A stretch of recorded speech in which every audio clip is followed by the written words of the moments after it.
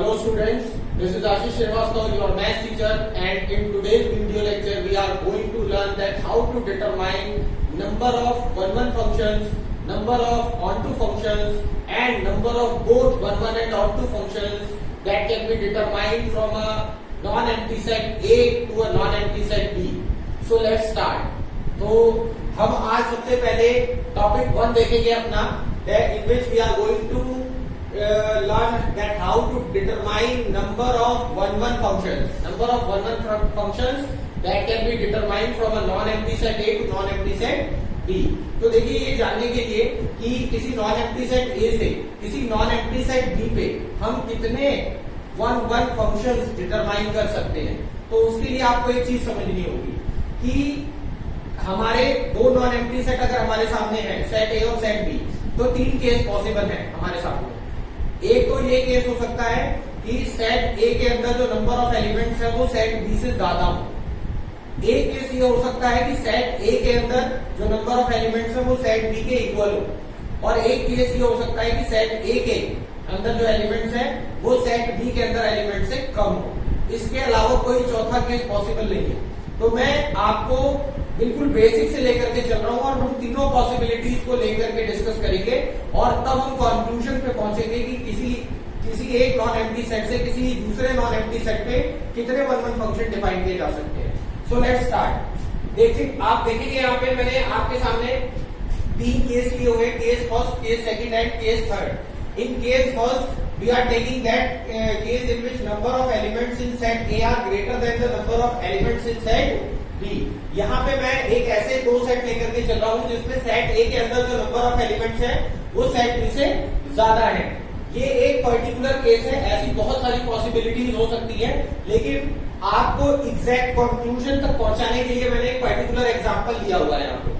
तो एक पर्टिकुलर हमने एक सेट ए लिया हुआ है जिसके अंदर 3 एलिमेंट है और सेट बी लिया हुआ है जिसके अंदर 2 एलिमेंट है. तो वो हमारे इस केस को जस्टिफाई कर रहा है जहां हम ये कहना चाहते थे कि सेट ए के अंदर जो नंबर ऑफ एलिमेंट्स है वो सेट बी से ज्यादा होंगे. इसके बाद हमने एक केस लिया हुआ है, केस सेकंड, जहां पे हमने दोनों के अंदर 3 एलिमेंट लिए हुए, सेट ए में भी सेट बी में भी. तो n A equals to n B, ये हमारा केस सेकंड होगा. और इसके बाद मैंने केस थर्ड लिया हुआ है n A less than n B, यानी number of elements in set A are less than that number of elements in set B. आप देख सकते हैं मैंने सेट ए में 3 एलिमेंट लिए हुए और सेट बी में 4 एलिमेंट्स लिए हुए हैं. चलिए अब बात करते हैं कि हम सेट ए से सेट बी की तरफ एक फंक्शन डिफाइन करते हैं. तो तीनों केस में क्या क्या पॉसिबिलिटीज हैं, just we need to look out for this. तो हम यहाँ पे देखते हैं. अब आप सोचिए अगर कि मैं सेट ए से सेट बी की तरफ एक वन-वन फंक्शन डिफाइन करना चाहूं, तो क्या एक वन-वन फंक्शन एस केस में पॉसिबल है? आप जानते हैं फंक्शन होने के लिए हर एक एलिमेंट की एक कम से कम एक इमेज होनी जरूरी है. अगर मैं आपसे कहता हूं कि मैं सेट ए के एलिमेंट 1 की इमेज जो है सेट ए है, सॉरी एलिमेंट ए है सेट बी में, और जो एलिमेंट 2 है उसकी इमेज एलिमेंट बी है, तो 1 की इमेज ए हो गई, 2 की इमेज बी हो गई. अगर मैं इस थर्ड एलिमेंट को मैप नहीं करता हूं सेट बी के किसी भी एलिमेंट के साथ, तो इस सिचुएशन में फंक्शन हो ही नहीं सकता. ये आप सभी जानते हैं. और इन केस अगर मैं इसको मैप कर देता हूं तो आप तब ये क्लियरली देख पा रहे हैं कि इस केस में फंक्शन तो हो जाएगा, मगर ये कैसा फंक्शन हो जाएगा? मैन्युअल फंक्शन हो जाएगा. और ऐसा ही हर बार होगा जब आप number of elements in set A ज्यादा लेंगे number of elements in set B से. तो ओवरऑल हम ये बात कह सकते हैं कि whenever the number of elements in set A are greater than the number of elements in set B, then we cannot determine any one-one function from set A to set B. Either there will be no function, or if there will be any function, then it will be one-one function, many-one function only. ये बात आपको यहाँ समझ में आ गई होगी, क्योंकि मैं अगर 3 को एसोसिएट नहीं करता हूं तो कोई फंक्शन नहीं जनरेट होगा, और अगर मैं कर देता हूं तो ये मैन्युअल फंक्शन होगा फंक्शन होने के बाद भी. तो इस केस को आप बहुत अच्छे से समझ गए होंगे कि जब भी एन ए ग्रेटर देन होगा एन बी से, तो वहां पे कोई भी वन-वन फंक्शन होने की पॉसिबिलिटी नहीं है. अब आप देखिए कैसे बहुत इजीली आप ये जजमेंट कर पाओगे. मान लीजिए आपके सामने एक सेट इससे दूसरे सेट के ऊपर number of one-one functions calculate करने का कोई क्वेश्चन आया, और आपने देखा कि सेट ए के अंदर जो एलिमेंट्स है वो सेट बी से ज्यादा है, तो आपको क्विकली ये डिसाइड करने में जरा भी टाइम नहीं लगेगा कि आप इसमें सेट ए से सेट बी की तरफ कोई भी वन वन फंक्शन डिफाइन नहीं किया जा सकता, अगर आप इस चीज को समझ गए हैं। चलिए अब हम बात करते हैं केस सेकंड की। अगर केस सेकंड हम लेते हैं तो केस सेकंड में हमने लिया हुआ है कि दोनों सेट के अंदर बराबर एलिमेंट्स हैं। तो इस सिचुएशन में अगर मैं बात करूं फंक्शन होने की बात करूं तो फंक्शन होने के लिए मैं आपसे कहता हूं 1 का अगर इमेज ए है, 2 की अगर इमेज बी है और 3 की इमेज अगर सी है तो definitely it is going to be a one one function. ठीक है, तो इस सिचुएशन में वन वन फंक्शन की संभावना है, मगर ये जरूरी नहीं है कि अगर दोनों सेट में बराबर के एलिमेंट्स है तो वन वन फंक्शन ही डिफाइन किया जा सकता है। यहाँ मैनी वन की भी पॉसिबिलिटी है। अगर मैं यहाँ पे 3 एलिमेंट जो है वो सी के साथ मैं एसोसिएट करके बी के साथ एसोसिएट करूं तो एटलीस्ट ये फंक्शन तो है ही और ये मैनी वन फंक्शन है। तो इस केस में वन वन फंक्शन की भी होने की पॉसिबिलिटी और मैनी वन की भी, और क्योंकि ये पॉसिबिलिटी है तो हमें यहाँ पे इस जितने भी वन वन फंक्शन हो सकते हैं उनको काउंट करना ही होगा। तो ये केस हमारे फेवर में है, वन वन फंक्शन यहाँ पे पॉसिबल है, और वो भी कब, जब हर एक एलिमेंट की एक यूनिक इमेज हो और वो डिस्टिंक्ट हो, यानी अलग अलग हो। तो ये वो केस हो गया। अब थर्ड केस की बात करते हैं। अगर थर्ड केस में हम कहते हैं कि number of element in set A are less than number of element in set B, यानी सेट ए में अगर नंबर ऑफ एलिमेंट कम है सेट बी से, तो क्या वन वन फंक्शन की पॉसिबिलिटी है? जी हाँ, बिल्कुल है, क्योंकि आप देख सकते हैं 1 की इमेज ए हो सकती है, 2 की इमेज बी हो सकती है, 3 की इमेज सी हो सकती है। ठीक है, तो हमारे पास चॉइसेस जितने एलिमेंट है उनसे ज्यादा है, तो हम किसी के साथ भी एसोसिएट कर सकते हैं। फिर से कोई बात कहूंगा मैं यहाँ भी कि ऐसा जरूरी नहीं है कि वन वन फंक्शन ही होगा खाली, यहाँ पे मैनी वन फंक्शन भी हो सकता है। अगेन अगर मैं 3 के साथ सी को मैं ज्वाइन करके 3 की इमेज बी ज्वाइन कर देता हूं तो ये एक मैनी फंक्शन हो सकता है, मगर यहाँ पे वन वन फंक्शन की भी पॉसिबिलिटी है, इसलिए ये रिजल्ट भी हमारे फेवर में है, ये केस भी हमारे फेवर में है। तो इसका मतलब कि इन दो केसेस में तो वन वन फंक्शन होने की पॉसिबिलिटी है, मगर ये वाले केस में किसी भी तरीके से वन वन होने की पॉसिबिलिटी नहीं है। अब क्योंकि ये दोनों केस हमारे फेवर में है तो अब एक ऑब्जर्वेशन इस जगह से हमने एक ऑब्जर्वेशन जो कर ली है, वो ऑब्जर्वेशन यहाँ पे मैंने लिखी है कि if f such that a tends to b is 1 1, अगर f कोई सेट a से सेट b जो कि नॉन एम्प्टी सेट्स है, सेट a से सेट b के लिए कोई वन वन फंक्शन है, तो definitely na is going to be less than और इक्वल्स टू nb। इसका मतलब number of elements in set a number of elements in set b के या तो इक्वल होने वाला है या उससे कम होने वाला है। This is the observation that we have been made from the above example. Okay, अब ये तो आप समझ गए हैं कि वन वन फंक्शन होने के लिए नंबर ऑफ एलिमेंट्स के लिए क्या रेस्ट्रिक्शंस है। नंबर ऑफ एलिमेंट्स या तो इक्वल होने चाहिए दोनों सेट में, या पहले सेट में नंबर ऑफ एलिमेंट्स दूसरे सेट से कम होने चाहिए, यानी डोमेन के अंदर नंबर ऑफ एलिमेंट्स कम होने चाहिए कोडोमेन के, या उसके इक्वल होने चाहिए। अब स्टार्ट करते हैं और डिस्कस करते हैं कि हम number of elements, number of one one functions कैसे डिटरमाइन कर सकते हैं। So let's start. अब हम ये मान लेते हैं कि हमारा जो नॉन एम्प्टी सेट ए है उसके अंदर 3 एलिमेंट्स हैं, और जो नंबर जो हमारा नॉन एम्प्टी सेट बी है उसके अंदर नंबर ऑफ एलिमेंट्स क्यू है। तो if n is equals to p and np is equals to q, then to make f such that a tends to b where f remains one one function, f एक function है जिसको हम चाहते हैं कि वो वन वन रहे, तो वन वन रहने के लिए each element of a should be mapped with each element of b। हमारे फंक्शन को वन वन अगर होना है, पहली बात तो फंक्शन होने के लिए हर एक एलिमेंट का एसोसिएशन सेट बी के एलिमेंट के साथ होना चाहिए।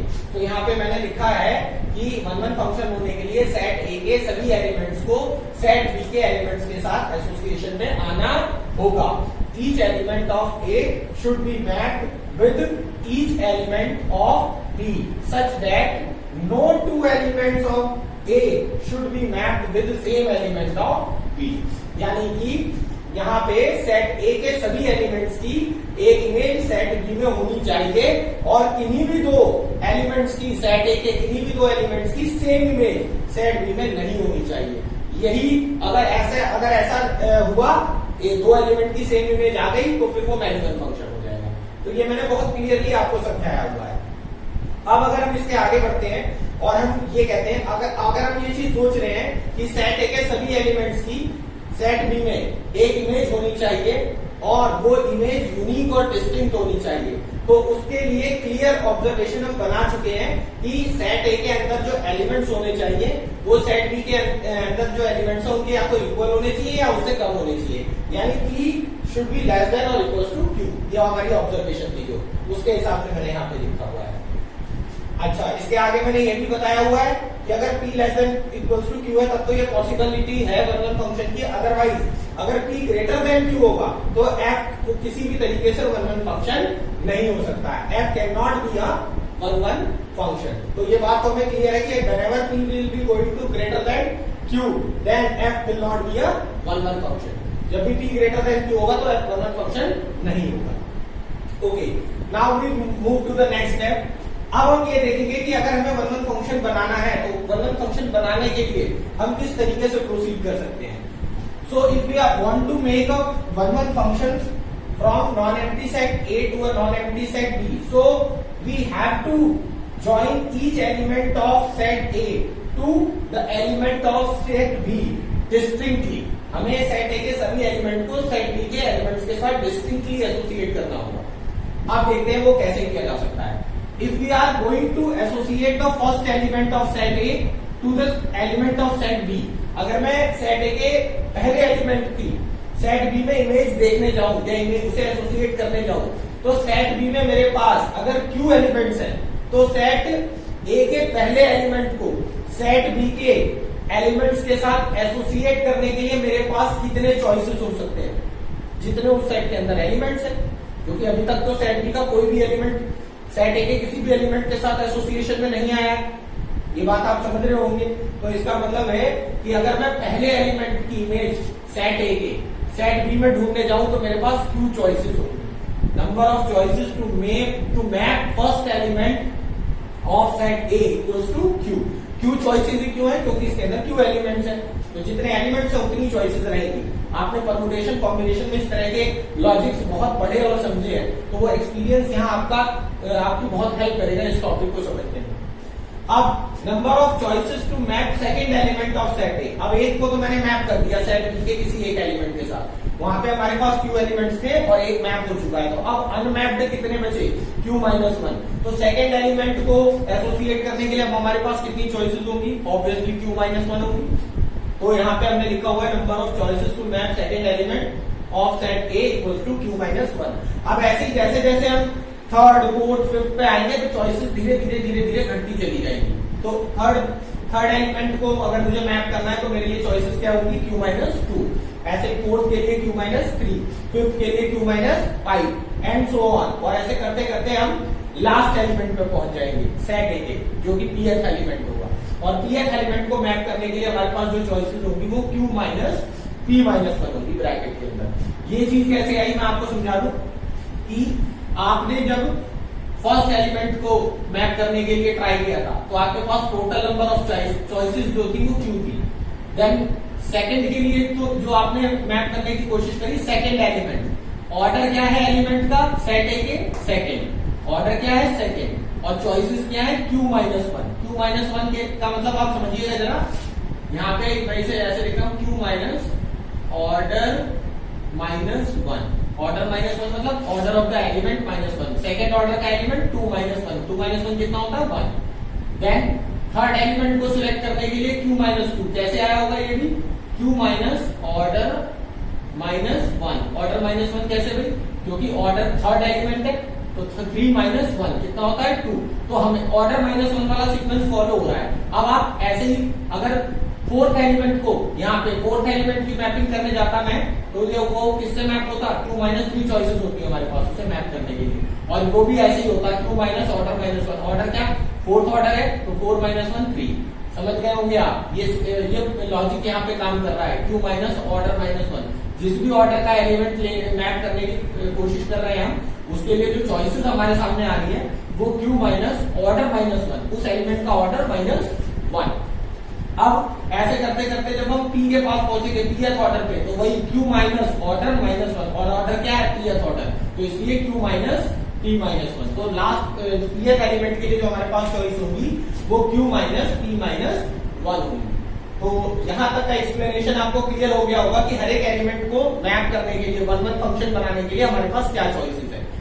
अब अगर हम ये जानना चाहते हैं कि टोटल नंबर ऑफ कितने वेज है वन वन फंक्शन मैप करने के, इस अकॉर्डिंग तो हम यहाँ पे इन सभी चॉइसेस की क्या कर देंगे मल्टीप्लाई, इन सभी नंबर ऑफ वेज की क्या कर देंगे मल्टीप्लाई, क्योंकि हमने परम्यूटेशन कॉम्बिनेशन में पढ़ा हुआ है कि अगर किसी वर्क को करने के नंबर ऑफ वेज m है, किसी दूसरे वर्क को करने के नंबर ऑफ वेज 2 है, जो फॉलोइंग वर्क्स है, तो उनको टुगेदर करने के जो नंबर ऑफ वेज होते हैं m into n होते हैं, उस लॉजिक से। तो हम यहाँ पे number of choices two, so total number of choices of mapping all elements of A. अब हम सारे एलिमेंट्स को मैप करने की चॉइसेस देख रहे हैं, so, कितने तरीके से मैप कर सकते हैं कि फंक्शन हमारा वन वन रहे। तो ऑब्वियस सी बात है इन सभी चॉइसेस की मल्टीप्लाई हो जाएगी, तो यहाँ पे हो जाएगा q into q minus one into q minus two and so on up to q minus p minus one. इन सभी चॉइसेस का हमने प्रोडक्ट कर लिया है यहाँ पे। अब ये product he number of required one one functions है जो बनाए जा सकते हैं नॉन एम्प्टी सेट ए से नॉन एम्प्टी सेट बी को। लेकिन इस एक्सप्रेशन को परम्यूटेशन कॉम्बिनेशन का यूज करके, फॉर्मूलों का यूज करके थोड़ा और ज्यादा आसान किया गया आपके लिए ताकि आपको याद रहे। तो यहाँ पे हमने क्या काम करा है, हम देख रहे हैं q minus one, q minus two and so on, q minus p minus one, ये सीक्वेंस ऐसे करके जो है प्रोसीड कर रही है, आगे बढ़ रही है। अब मैंने क्या काम करा, जैसे यहाँ पे तो q था, यहाँ q माइनस वन था, यानी माइनस के बाद वन, माइनस के बाद टू, माइनस के बाद थ्री, माइनस के बाद फोर, तो माइनस के बाद जो नंबर है वो बढ़ते जा रहे हैं। तो यहाँ पे माइनस के बाद क्या है p माइनस वन, तो इसके बाद क्या होगा, माइनस के बाद आएगा माइनस p, फिर उसके बाद आएगा माइनस p प्लस वन, फिर आएगा माइनस p प्लस टू। अब मल्टीप्लाई करने के बाद यही हमारा फाइनल एक्सप्रेशन है, यानी यही नंबर ऑफ ऑर्गेनाइजल फंक्शन है जो हम डिटरमाइन कर सकते हैं from set A to set B. लेकिन इसको और थोड़ा सा इजी बनाने के लिए हम थोड़ा सा इसमें जो है परम्यूटेशन कॉम्बिनेशन की हेल्प से इस एक्सप्रेशन को आसान बनाएंगे। तो आप सभी जानते हैं कि ये सीक्वेंस में आप देखें, ये सीक्वेंस में क्यू में जो सब्ट्रैक्ट हो रहा है नंबर वो स्टेप बाय स्टेप बढ़ता जा रहा है। पहले क्यू में से कुछ भी सब्ट्रैक्ट नहीं हुआ, फिर क्यू में से वन सब्ट्रैक्ट हुआ, फिर क्यू में से टू सब्ट्रैक्ट हुआ, फिर क्यू में से थ्री सब्ट्रैक्ट होगा, फिर क्यू में से फोर सब्ट्रैक्ट होगा, ऐसे बढ़ता जा रहा है नंबर। और यहाँ पे क्यू में से p माइनस वन सब्ट्रैक्ट हुआ है, तो अब इसके इस p माइनस वन से बड़ा नंबर क्या होगा, p होगा। तो अगला नंबर जो सब्ट्रैक्ट होना चाहिए वो q माइनस p होना चाहिए, यानी इसकी अगली टर्म क्या होनी चाहिए, q माइनस p होनी चाहिए।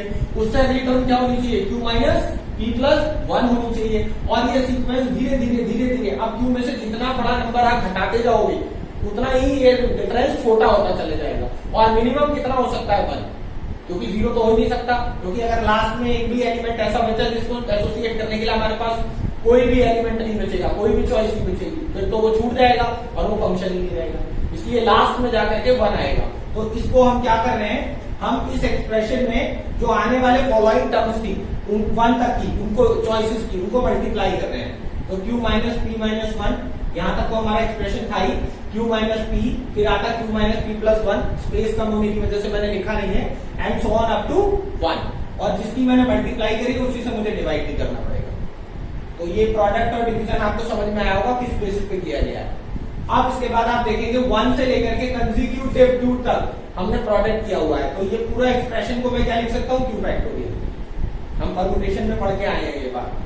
और नीचे भी वन से लेकर के कंसेक्यूटिवली q माइनस पी तक प्रोडक्ट हुआ है, तो ये हो जाएगा q माइनस पी फैक्टोरियल। तो फाइनली इस एक्सप्रेशन को ऐसे ना लिख करके हम q factorial upon q minus P factorial लिख सकते हैं। और ये बहुत ही इजी एक्सप्रेशन है लर्न करने के लिए भी। और हम p और q की वैल्यू अगर हमें मालूम है तो हम बहुत इजीली कैलकुलेट कर पाएंगे कि how many one one functions can be determine from a non empty set A to a non empty set B। तो ये सारा एक्सप्लेनेशन मैंने आपको यहाँ पे दिया। अब हम एक फाइनल कंक्लूजन पे पहुंचेंगे। तो कंक्लूजन को लिखने के लिए मैं अभी, आप एक काम करिए, वीडियो पॉज करके इतना नोट करिए, फिर मैं आपको कंक्लूजन लिख के देता हूँ, क्योंकि अभी बोर्ड पे स्पेस ही नहीं लिखने के लिए। तो आप वीडियो पॉज करिए और ये सब कुछ नोट कर लीजिए, काफी हेल्पफुल रहेगा आपको समझने के लिए।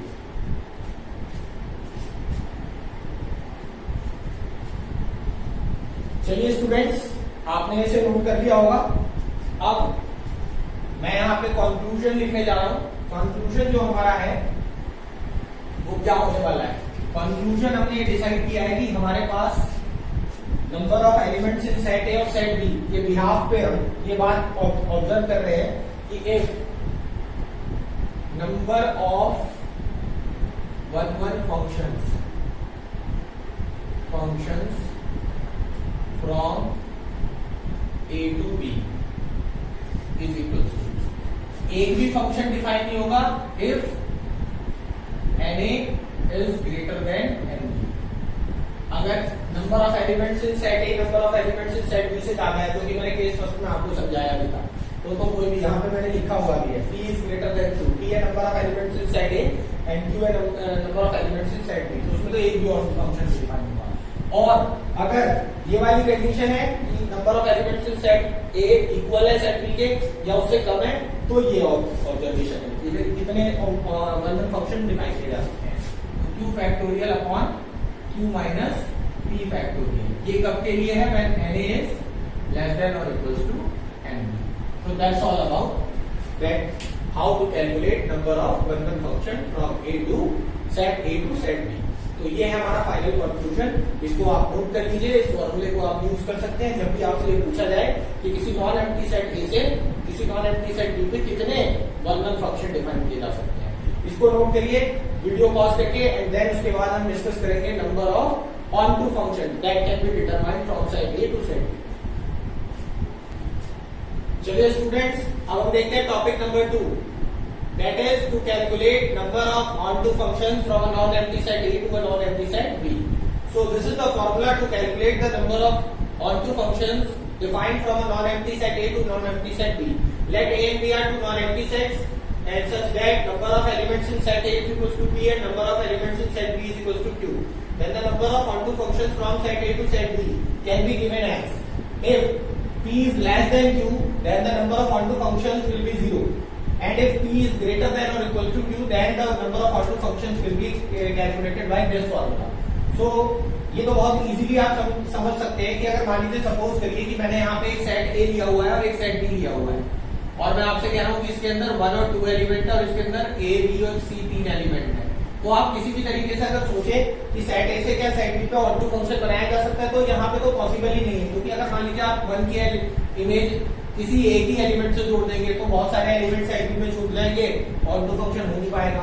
अगर आप इनकी यूनिक इमेज और डिस्टिंक्ट लेंगे तो 2 की इमेज मान लीजिए आपने b सोच ली, तो तीसरा एलिमेंट छूट जाएगा, क्योंकि सेट में एलिमेंट अब है ही प्री इमेज के लिए, ठीक है। और अगर आप एक ही एलिमेंट से सबको कवर करने के लिए एक ही एलिमेंट से 2 इमेजेस बना देंगे तो ये फंक्शन ही नहीं रहेगा। तो कुल मिला करके ये बात बहुत अच्छे से समझ में आती है कि अगर हमारे पास सेट ए में नंबर ऑफ एलिमेंट्स कम है सेट बी से, तो इसका मतलब हमारे पास ऑन टू फंक्शंस पॉसिबल ही नहीं है। तो इसीलिए मैंने आपको number of p is the number of element in set A and q is the number of element in set B as we have assumed. तो इसका मतलब अगर p लेस देन q होगा तो number of onto functions possible ही नहीं है set ए से सेट बी की तरफ। और अगर a और b सेट के अंदर या तो बराबर एलिमेंट्स है, इक्वल एलिमेंट्स है, या फिर सेट ए में ज्यादा एलिमेंट्स है, उस केस में हम इस फॉर्मूले के थ्रू ये कैलकुलेट कर सकते हैं कि कितने ऑन टू फंक्शन बनाए जा सकते हैं। लेकिन इस फॉर्मूले का एक्सप्लेनेशन अभी हमारे बियॉन्ड द स्कोप है, इसलिए मैं इसके साथ इसका एक्सप्लेनेशन आपके साथ डिस्कस नहीं कर रहा हूँ, मगर ये फॉर्मूला जरूर मैं आपको एक्सप्लेन कर देता हूँ नॉर्मल तरीके से कि यहाँ पे फॉर्मूला जो है r is equal to 1 to q, sigma r is equal to 1 to q minus 1 is to the power q minus r, q c r r is to the power p, जहाँ पे आप सभी जानते हैं q is the number of elements in set b and p is the number of element in set A, and what is r? r is the order of the element taken from set B. Set B में क्योंकि q elements है तो हम यहाँ पे set B के elements का order है यार, जैसे फर्स्ट एलिमेंट है तो ऑर्डर 1 हो गया, सेकंड एलिमेंट है तो ऑर्डर 2 हो गया, थर्ड एलिमेंट है तो ऑर्डर 3 हो गया। तो ये सीक्वेंस आपको एक्सपेंड करनी पड़ेगी।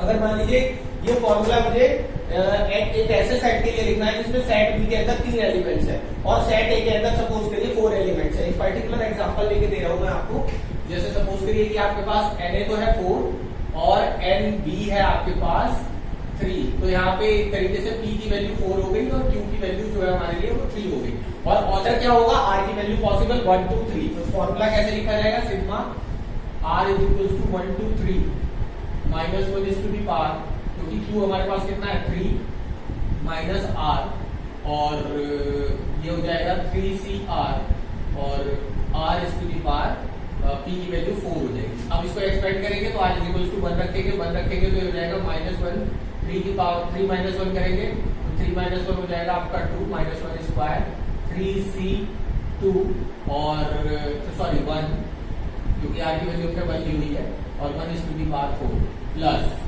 अब इसके बाद क्या काम करेंगे, अब 1 के बाद हम वैल्यू जो है वो 2 लेंगे, तो यहाँ पे जो है आपका वैल्यू हो जाएगा -1 इसकी दी पावर। अब 2 लेंगे तो 3 - 2 क्या हो जाएगा 1, 3c2 और r की जगह 2 आ चुका है, और 2 इसकी दी पावर 4 और प्लस इसके बाद -1। अब मैक्सिमम वैल्यू आप 3 ले सकते हो, तो -1 इसकी दी पावर 3, और जब आप यहाँ पे 3 रखोगे r में तो 3 - 3 क्या हो जाएगा, यहाँ पे हो जाएगा -1 इसकी दी पावर 0 और 3c0 और r की जगह आपने 3 लिया हुआ है तो 3 इसकी दी पावर 4। तो इस तरीके से आपका जो है पूरा एक्सपेंशन आएगा, फिर आपको इसको सॉल्व करना होगा और फाइनली आपको आंसर मिल जाएगा। तो उम्मीद करता हूँ इसका एक्सपेंशन कैसे करना है आपको समझ में आ गया होगा, है ना। और इस फॉर्मूले का यूज करके आप इजीली ये कैलकुलेट कर सकते हो कि किसी सेट नॉन एम्प्टी सेट ए से किसी नॉन एम्प्टी सेट बी में कितने ऑन फंक्शन डिफाइन किए जा सकते हैं। अब हम बात करते हैं number of 1 1 and onto function from set A to set B. मान लीजिए दो नॉन एम्प्टी सेट है, सेट ए और सेट बी, और आपको ये कैलकुलेट करना है कि कितने 1 1 एंड ऑन टू बोथ, दोनों 1 1 भी हो और ऑन टू भी हो, ऐसे कितने फंक्शन बना सकते हैं सेट ए से सेट बी की तरफ। तो बहुत इजीली इस बात को समझा जा सकता है। मान लीजिए सपोज करिए कि यहाँ पे सेट ए है, इसके अंदर 1 2 3 and so on up to p elements है, और एक सेट बी है, यहाँ पे a b c and so on up to q elements है, और आप चाहते हो कि सेट ए से सेट बी को 1 1 फंक्शन और ऑन टू फंक्शन बने। तो 1 1 के लिए आपको पता है सबकी एक यूनिक और डिस्टिंक्ट इमेज होनी चाहिए, और ऑन टू का मतलब है इसमें कोई छूटना नहीं चाहिए। अब यहाँ पे जो हम फॉर्मूला डिस्कस करने वाले हैं, ये फॉर्मूला मैं आपको यहाँ पे लिखा है, मैं दिखा देता हूँ। Let A and B are two non empty set such that n equals to p and n equals to q। Number of element in set A p है, number of element in set b q है। Then number of 1 1 and onto functions from A to B. तो A से B में जो 1 1 on two functions होंगे वो दो तरीके से यहाँ पे कैलकुलेट बताए गए हैं। अगर दोनों में एलिमेंट्स इक्वल नहीं है सेट ए और सेट बी में, तो 1 1 ऑन टू फंक्शन दोनों एक साथ पॉसिबल ही नहीं है, ए 0। क्यों? क्योंकि आप सोच के देखो, अगर मान लो सपोज करो यहाँ पे सेट ए में 1 2 एलिमेंट है, और यहाँ पे बी सेट के अंदर 1 2 3 एलिमेंट है, या ए बी सी ले लेते हैं।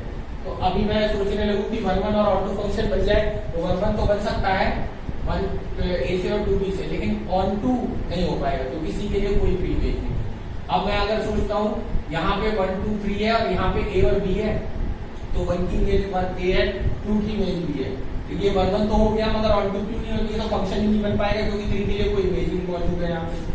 तो अनइक्वल होने पे पी और क्यू के अनइक्वल होने पे तो 1 1 ऑन टू फंक्शन दोनों एक साथ हो जाए, ऐसा तो पॉसिबल ही नहीं। ठीक है, 1 1 ऑन टू एक साथ तो हो ही नहीं सकते अगर पी क्यू के इक्वल नहीं है। और अगर पी क्यू के इक्वल है यानी दोनों में नंबर ऑफ एलिमेंट सेम है, तो जो आंसर होगा वो पी फैक्टोरियल होगा। वो कैसे होगा ये सोचते हैं। अब मान लीजिए सपोज करिए कि दोनों में हमने elements number of elements equal नहीं हुआ है, p इक्वल्स टू q है, तो फिलहाल के लिए आप ये जानते हैं यहाँ पे q एलिमेंट्स है। अब आप चाहते हो कि इस एलिमेंट की ये एलिमेंट जो है सेट ए के किसी न किसी एलिमेंट के साथ एसोसिएशन में आया हो। अब ये जो q, ये यहाँ पे जो q है नंबर ऑफ एलिमेंट्स है, इसमें से आप सबसे पहला एलिमेंट सिलेक्ट कर रहे हो, फर्स्ट एलिमेंट। और फर्स्ट एलिमेंट के लिए प्री इमेजेस के रूप में आपके पास कितने ऑप्शंस है, p ऑप्शंस है। इन सभी में से, इन p नंबर्स में से a किसी के साथ भी जुड़ सकता है, तो आपके पास नंबर ऑफ चॉइसेस कितनी है, फर्स्ट एलिमेंट के प्री इमेज के रूप में p चॉइसेस है। इसी तरह से सेकेंड एलिमेंट, अगर अब a का तो हो गया, चलिए a इनमें से किसी एक के साथ जुड़ गया। अब बात करते हैं b की, तो b के लिए आपके पास कितनी चॉइसेस रहेगी, क्योंकि आप जानते हैं फंक्शन को आपको 1 1 और ऑन टू रखना है। तो अब आप a जिससे जुड़ा होगा इनमें से p एलिमेंट्स में से a जिससे जुड़ा होगा, अब आप उसको काउंट नहीं कर सकते। सपोज करिए a 1 से जुड़ गया है, तो अब आप अगली टर्म में 1 नहीं ले सकते एज अ प्री इमेज। क्यों? क्योंकि अगर आप 1 लोगे तो इसका मतलब 1 b से भी जुड़ेगा, और 1 b से भी जुड़ेगा तो ये एक ही एलिमेंट की दो इमेज, तो फंक्शन बनेगा ही नहीं। तो इसलिए आपको इसको चॉइस में से हटाना पड़ेगा। तो अब b के लिए जो चॉइसेस होंगी वो कम हो जाएंगी। पहले यहाँ पे p एलिमेंट्स थे, अब एक एलिमेंट हम हटा चुके हैं चॉइस में से, तो अब हमारे पास p -1 चॉइसेस बचेगी सेकंड एलिमेंट के प्री इमेजेस के लिए।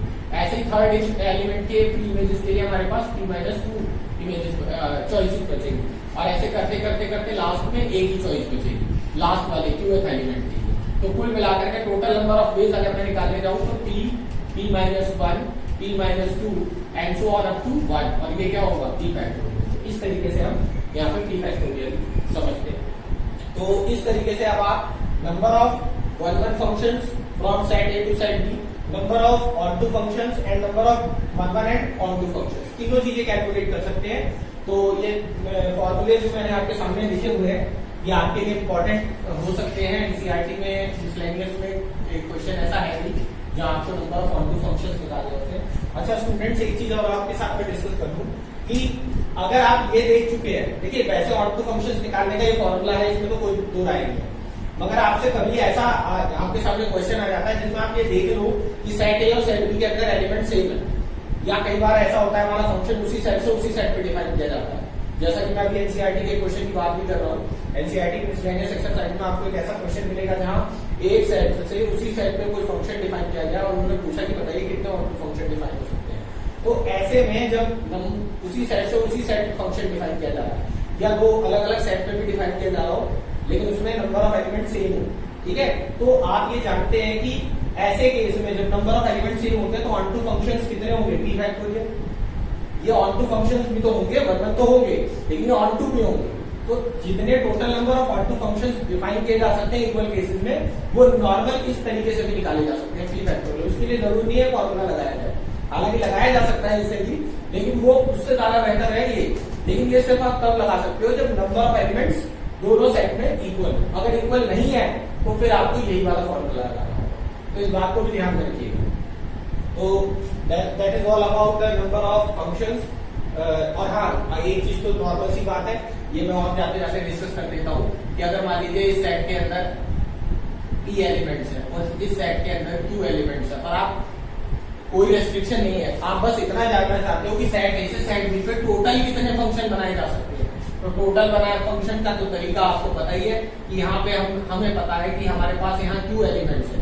इस पहले एलिमेंट को इमेजेस बनाने के लिए हमारे पास कितने ऑप्शन है, पहले एलिमेंट के लिए हमारे पास ऑप्शन है q, फिर अगले वाले एलिमेंट के लिए भी हमारे पास ऑप्शन है q, अगले वाले के लिए भी हमारे पास ऑप्शन है q, क्योंकि हम यहाँ पे रेस्ट्रिक्टेड नहीं है कि हमें one one onto function हो, कैसा भी फंक्शन होगा तो फंक्शन होना चाहिए। तो हर एक एलिमेंट की इमेज होनी चाहिए, तो हर एक एलिमेंट की इमेज जो है कितनी हो सकती है, q इमेजेस हो सकती है, अगर कोई बाउंडेशन नहीं है वन वन ऑन टू का। तो और ऐसा कितने टाइम्स होगा, p टाइम्स। तो एक बार हम नंबर ऑफ वेज निकालने जाए तो q into Q into Q up to p times, तो कुल मिलाकर के हो जाएगा q is to the power p।